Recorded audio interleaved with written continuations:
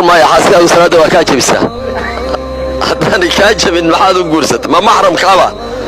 وزوجة دي إلهي بقرآن كيس وحن نقول له ياهي هوينك هدا تابتان ويسيست وحان ليدن كاga diin dhigay wixii laga hadlayay weey ruuxu haduu madhabi yahay oo leeyahay aniga madhabkaygu aayadaas macnaheedu si kale u fasiraya oo ay suuragal tahay madhabtiisu meeshaasna inay ka fududahay meeshaana ka adag tahay madhabtaas oo madhabtiisa oo madhabta muxtabarka oo islaamka oo madaahibul arba'a saxiix bay ku noqonaysaa cibaadadiisu laakiin dadkan hadda jira aan sanadka lahayn aan ictimaadka lahayn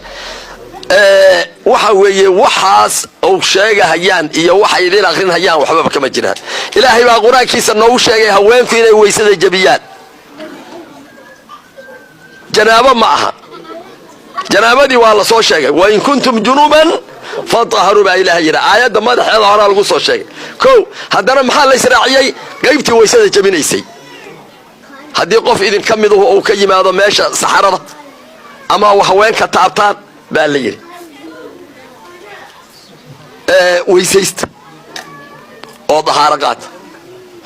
marka waxaan dhageysanay nin baa la weydiiyay waxa la yiri haweenku weysada ma jabiyaan kibiga qof ilaahay abuuray ninka sheekh baanay buu leeyahay oo kale ka been badan anigu waligay dhagahaygu kuma dhicin wuxuu yiri quraanka oo dhan baan يحادي رياضة استعمالها يا حدي عجل كيسي بالله يا حديث تودن بان دش كي حادي أشعار العرب بان تتبعي لغة ودن بان شمري لغة العرب ولي لمس لغة شيء مصي لمس لغة شيء تابشة كده انت كجار كيف يجري إلهي مرك قرآن كويري مستسامر أن تقول الله مساس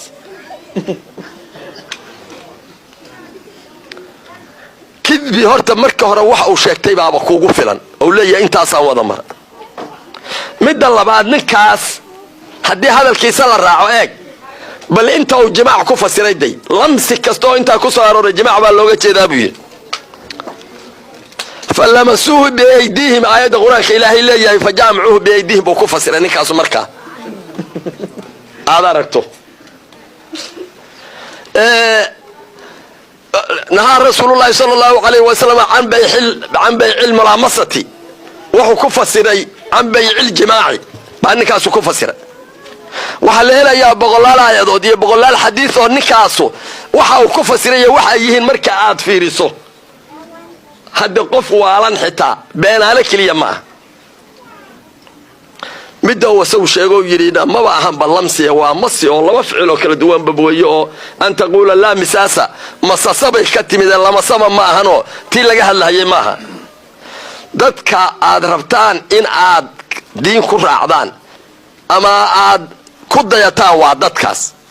ijtihaada naftooda wixii hadba la quman afmishaarnimo bulutuko subaxba meeshii quman ayuu rabaa inuu aado laakiin adiga ما يسلي نبي وحي عليه الصلاة والسلام من أفتي بغير علم فإثم على من افتاه قفك الله فض ووضع علمي وحانا هاي وبانا دنبي هذا وحا اسكال عدي وفض وطوير النبي عليه الصلاة والسلام هدي قفك سوح بادية كوفض ووضع او عاد عمل فشو اساقا دنبي يقول له لكن هو قورمة وهدان لقاه ارتاقنين وهدان لغاية dadkaas bal hadda aad taqaaniin ee Soomaali hadda culimada u noqday yihiin waayo waad ogtiin manhaj male madhab male sanad male waa dadka subaxba meel idin ka xaynaya waa kuwa meel bay idin ka xaynaya inaad tiraahdo way fiican yihiin laakiin dadka ay qarxinayaan waa khalad ka waran hadaad tiraahdo dadka ay dilhayaan waa khalad laakiin waa fiican yihiin markaad ereygaas ilaahay la hortagto maxaad u malaynaysaa wax in kaga filan waxa la yiraahdaa ida aqbala al-amru ishtabaha ala an-nas wa ida adbara arafahu al-kays wal ahma umuru markay yimaadaan ama arino ay timaado dadka way isaga darmataa baa la yiri qof hore waa khayr mid wax hore waa shar war ma nimankan quraanka iyo xadiidka akhrinayo khayrka mid war malaa'ika kala ku jirta laakiin ida adbara marka ay sii dhammaan hayaan baa la yidhi ama arrintoodu dhammaato yaa carafahu lkayisu walaxmaq qofkii aqoon lahaa iyo kaan aqoon lahayn ba ay gartaan oo hadday waxaasu shar tahana shartii loo gartaa hadduu khayr ahaana khayrkii loo gartaa waxaan maleeyahay maanta iltibaas inaanu jirin laakiin weli haddaad taagan tahay xagga waa ku fiican xagga hebel waa ka baxay ma hebel waaba radiyey siyaasad la iskaga hor yihiin wax ma tarto laakiin asalku waxa weeye dadkaan isku manhaj ma yihiin mar hadday isku manhaj yihiin oo isku muctaqad yihiin oo manhajkooda iyo muctaqadkooda midkaan uu yahay hadda gacan samayska maalba magac loo baxsho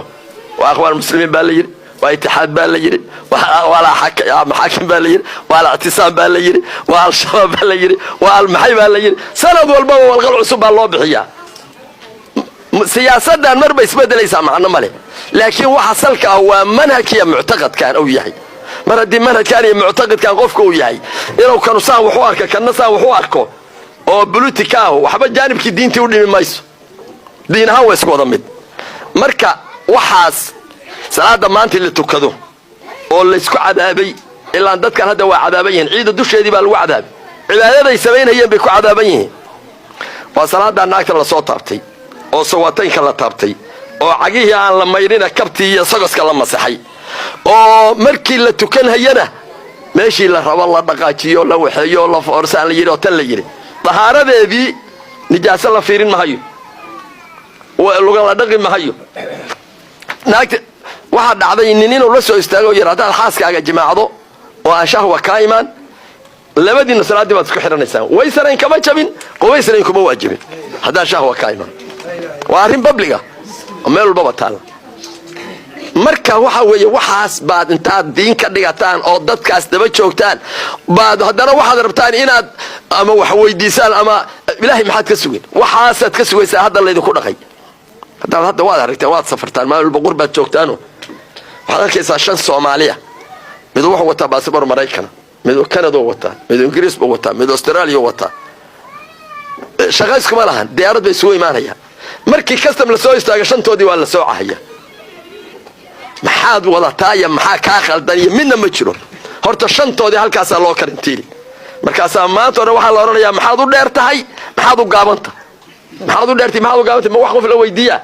wax ka khaldan ma jiro laakiin waa lagu ciqaabaya waxa weeye waad ciqaabanta sidii ilaahay noo sheegay dadka diintooda badasho inuu u duleeyo iyo u dulaysan yahay labadii meel joogta waa asaas oo shantii meel joogta waa asaas oo meeshay ku badan yihiin waa asaas oo meeshay ku yar yihiin waa asaas marka waxaas waa diin la'aanta laga diin dhigtay oo masiibadu ka taagan tahay war hadda intiinaan waxa laga yaabaa inaad iska roontihiin nin qof walba qof badbaadi mid walba qof dhag wax uu sheeg hays oranina kala khalad waxana xasaab diintu ahzaab maahan waa sawaab iyo baadil sawaabkuna waa kii asalka aha shahaado wata inuu intaas ilaa nabiyullaahi maxamed dariiqi soo jiray yaa sawaaba laakiin waxa shalay la abuuray walaal ya sheekh Ahmed Qudubi yaa soo meel wax ka wacdinaya waxa la yiri sheekh Ahmedow saddexda tawxiid ka waran ragii sameeyaa waa nool maxaad iga weydiin buu yiri ها واساس ودين هداي تاي عقيده iyo haday tahay cibaado iyo haday mucaamalo dadkii sameeyaan nool adinkaana wada noolna waa laga guurhaya hadana dhinac ka mid kale loo sii guurhaya markaas waxa weeye dadkii wasaa shariif u sheegayo dad wada cirra leh oo odayaala yaa hab ka dabale wuxuu leeyahay bahal fiican baa la helo fudud marka waxa weeye sheekh xaaskaagu weysada waa ka jabisaa ilaahay baa ku sheegay in haweenku salaada ka jabiyaan weysada ka jabiyaan kuwa aan jabinayn iyo kuwa jabinayana waa la kala saaray oo mahramka weysa ka naagta aan nikah ku qaban weysa kama jabiso laakiin naagtan xad ishtaha gaarina weysa kama jabiso laakiin naagtan labadaas ahayn xaaska ha noqoto dimaashida ha noqoto dimaashida hadda nikah kuma qabto hadana weysada way ka jabinaysaa laana nikaxeedu waa sababe ma asal ma waa inta walaasheed qabto hooyadoo saddexdoodii ka jabin mayso hadaan xitaa hadda gabadhaan furto waligeed joogto kaama jabinaysa weysa dambe laakiin midaan dumaashida waa inta tan qabto bari waad guursanaysaa ajnabiyad bay ka tahay dhinaca marka loo eego nikaaxeedoon ba manci kaaga qusaya xaaskaagu weysada waa gaajabisa salaada xaaskaaga intaad dukatay ku tukatay ilaahay markaad hor tagto amarkiis ilaahay wuxuu ku oranayaa waa taan ku ila haweenka hadaa taabataan weysayste adoo weysaysan maxaad salaada igu tukatay jawaabtaad oranaysaa adaa laga rabaa